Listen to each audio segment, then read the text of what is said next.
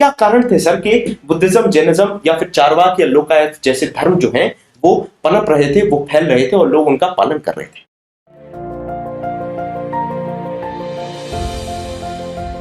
अब वैदिक काल के साथ में आपको मालूम है कि सेक्रीफाइसेस आते हैं, यज्ञ आते हैं, भगवानों की पूजा होती है। पहले इंद्र की पूजा होती है, उसके बाद आप देखेंगे तो रुद्र की पूजा होगी, विष्णु की पूजा होगी और जो प्रजापति या फिर ब्रह्मा की पूजा होगी। मैं आपसे जानना चाहता हूं कि इसके बाद जो एक रिलीजियस रेवोल्यूशन आई या फिर जो तब्दीलियां आई जिसकी वजह से बुद्धिज्म और जैनिज्म आता है, क्या कारण थे सर कि बुद्धिज्म, जैनिज्म या फिर चारवाक या लोकायत जैसे धर्म जो हैं वो पनप रहे थे, वो फैल रहे थे और लोग उनका पालन कर रहे थे? अगर हमें बुद्धिज्म और जैनिज्म का उभार देखना है कि जो छठी शताब्दी ईसा पूर्व के आसपास हो रहा है, तो हमें उसके पीछे के स्ट्रक्चर को थोड़ा समझना पड़ेगा। क्योंकि ऋग्वैदिक काल में से ही वर्ण व्यवस्था लगातार चली आ रही है। वर्ण व्यवस्था में अगर आप देखेंगे तो जो कृषि कार्य करने का अधिकार हुआ या व्यापार करने का जो मुख्य अधिकार दिया गया वो वैश्य को दिया गया। वैश्य लगातार कृषि कर रहा है, व्यापार कर रहा है, इसलिए उसकी इनकम बढ़ रही है। लेकिन सोसाइटी में जो सबसे ज्यादा रिस्पेक्ट मिलता है वो या तो ब्राह्मण को है या तो क्षत्रिय को है। शूद्र को तो बिल्कुल भी नहीं है।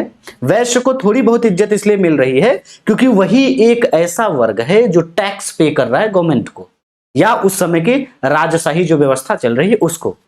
तो उसके टैक्स पे करने से राजा की इनकम बढ़ रही है, इसलिए राजा एक सेना रख रहा है, उसकी पावर बढ़ रही है। ब्राह्मण वर्ग को अनुदान मिल रहा है, यज्ञ वगैरह करा रहे हैं, तो उनका पूरा एक सम्मान बना हुआ है। आगे जाके उत्तर वैदिक काल आता है, तो उस पूरे फेज में अगर आप देखेंगे तो जो वैश्य है उसकी इनकम लगातार बढ़ रही है, लेकिन समाज में वो इज्जत नहीं मिलती है। आज के समय में भी अगर आप देखेंगे तो अगर आपके पास एक अच्छी इनकम आती है तो आप ये कोशिश करते हो कि अब समाज में आपको इज्जत मिलना शुरू हो। लेकिन हिंदू धर्म में या उस समय जो भी और धर्म प्रचलित हैं उसमें वो वर्ण व्यवस्था है जिसमें सबसे ज्यादा रिस्पेक्ट जो हो ये ब्राह्मण और क्षत्रिय को ही मिल रहा है। वैसे समय में जब छठी शताब्दी ईसा पूर्व आता है तब तक जो वैश्य वर्ग है वो पर्याप्त रूप से अमीर हो चुका है।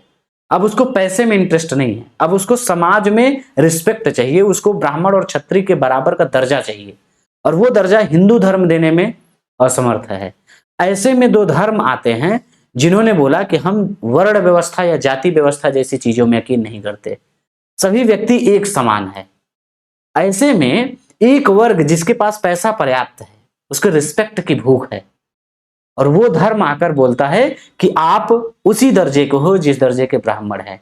तो ऐसे में वो जो पूरा का पूरा वैश्य वर्ग होगा या पूरा का पूरा जो शूद्र वर्ग होगा, वो उस रिस्पेक्ट की तलाश उसकी वहीं आकर खत्म हो जाएगी। और यही होता है कि छठी शताब्दी ईसा पूर्व में जैसे ही गौतम बुद्ध ने बौद्ध धर्म का उभार किया तो आप देखेंगे पूरा का पूरा एक निचला तबका जाकर उसमें मिल जाता है। और यही कारण रहा कि छठी शताब्दी ईसा पूर्व में एक बड़ा वर्ग बौद्ध धर्म से हुआ, और आगे के जो राजा हुए, चाहे आप मौर्य काल में देखें तो राजा को भी प्रजा से कर चाहिए होगा, तो वो राजा भी कहीं ना कहीं उस प्रजा की भावनाओं को ध्यान में रखेगा। इसीलिए अगर आप देखेंगे तो बौद्ध धर्म या जैन धर्म को प्रश्रय मिलता है राजाओं का। तो हमें वो पूरा स्ट्रक्चर समझना होगा। आगे चल के अगर आप देखेंगे कि एक हिंदुइज्म का वापस से उभार आता है, उसके पीछे फिर यही स्ट्रक्चर आपको देखने को मिलेगा कि कुछ राजा ऐसे होंगे जो ये स्ट्रक्चरल चेंजेस को अपनाएंगे, जैसे पुष्यमित्र शुंग का नाम आता है।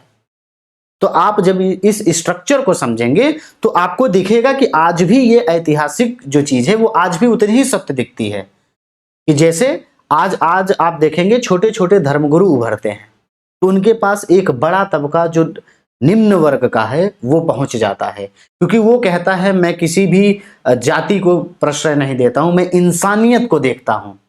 और जो व्यक्ति समाज में रिस्पेक्ट को ध्यान में रखना चाहता है वो उनसे जुड़ जाता है। तो हमें ये स्ट्रक्चर समझना होगा तो चीज हमारे लिए समझना ज्यादा आसान हो जाएगी।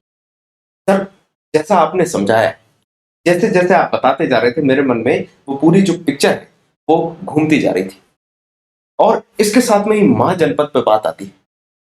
महाजनपद पे सर, जब आप महाजनपद के बारे में सोचते हैं, खासकर जब आप मगध साम्राज्य और मौर्य साम्राज्य के बारे में सोचते हैं, तो आपके मन में क्या सवाल आता है?